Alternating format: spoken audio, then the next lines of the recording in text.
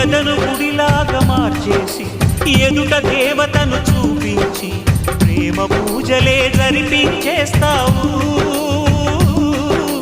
ఇంత మాయలో పడదోసేస్తావు.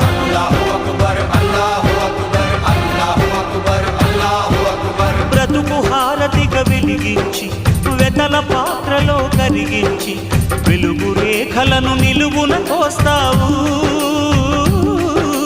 విలువ చీకటిగా మిగిలించేస్తావు. నిండు ప్రాణాలు కదిలిపోతుంటే కంటి నీటితో కాల్చేవు. బండరాయిలా నువ్వుంటావు కనుకనే బాధపడలేవు.